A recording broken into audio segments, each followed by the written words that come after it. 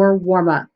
So just kind of going back through what we did yesterday, what I'd really like for you to do is before you watch this video and watch me do all the work, that you actually like try this on your own real quick and make sure that you're on the right track.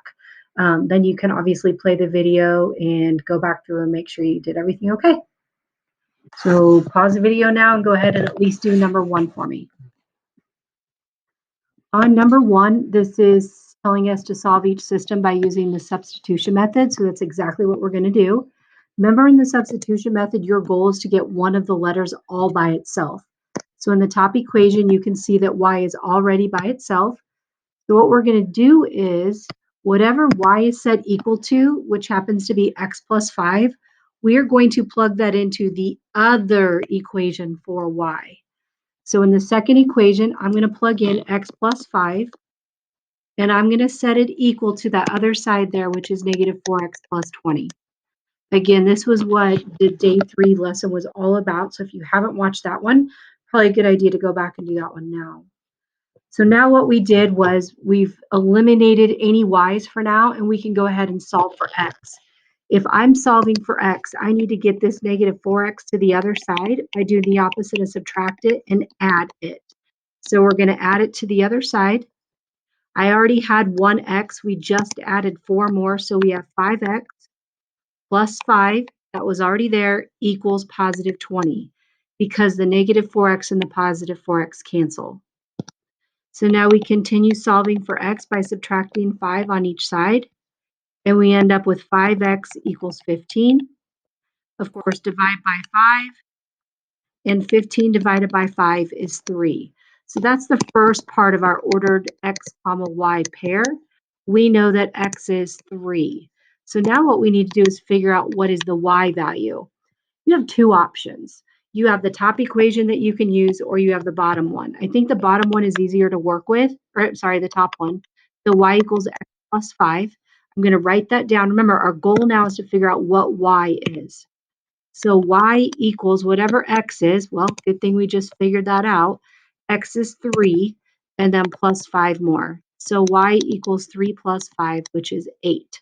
So I can go ahead and put that up there in my ordered pair. And if I were to graph those 2 lines, they would intersect at 0.3, 8. So your solution to the system is 3, 8. Okay, on number 2, before you get all carried away with number 2 and start looking at the same thing and figuring out like we did on number 1, I want you to look at your 2 equations. The first equation, yes, it has y already by itself, and y equals negative x minus 6. But the bottom equation tells us that y equals x. Guys, that's the key right there. And this is actually a PFA question. We're looking for the ordered pair where y equals the same number as x. So if x is 2, y is 2. If y is 3, x is 3. So which one of these options right here shows you the same exact x value and the same exact y value? I'm talking about the ordered pair x comma y is the same number in both places, and that is B. B is telling us that x equals negative 3 and y equals negative 3. That's our only option, and it doesn't even matter to do the rest of it because that proves it right there. Y is the same as x. If you wanted to, you could plug it back into that top equation. If I plug in negative 3 for y, does that equal negative times a negative 3 minus 6? Yes, because this negative 3 makes positive 3, and 3 take away 6 is negative 3. So it worked out in both equations. But it's simpler than that. Don't make this one too challenging. X is the same as Y. Number 3, you need to solve this system by graphing. So number 1 was substitution, 2 is substitution, 3 is going to be graphing. That first equation is already ready to go.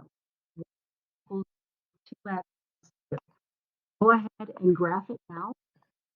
We know that this is 2 out to over 1. That y is positive 2. So go ahead and graph it if you haven't done it already.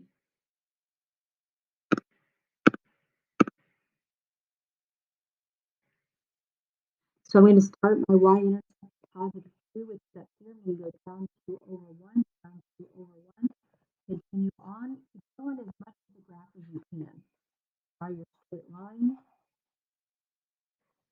And there you go for that first equation. The second equation is a little bit more challenging. It's not already in x plus b form. The first thing you do is move that negative x to the other side. Don't ever move the y. Over and over again. So negative y equals, if we move negative x to the other side, it becomes positive x. And we already had a 5 there. You guys know better than this, though. You can't leave this negative here in front of the y. So I divide everything by negative 1. And you end up with y equals x divided by negative 1 is negative 1x. Positive divided by negative is negative. And then positive 5 divided by negative 1 is negative 5. So for this problem, y is 5.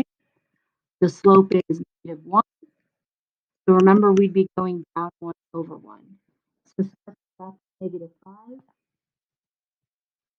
And I'm going to go down 1 over 1. Down 1 over 1. And I'm not going to the solution for this yet, because this one's going to continue to go off the graph. Eventually, though, if we were to continue and connect all those lines, it would eventually end up connecting, but we just don't have the room on the graph for this one. I apologize about that. So there you go. There's your day 3 warm-up. Get ready for day 3 notes. I will make a separate video for that. Hope everything's going okay. Let me know if you have any questions.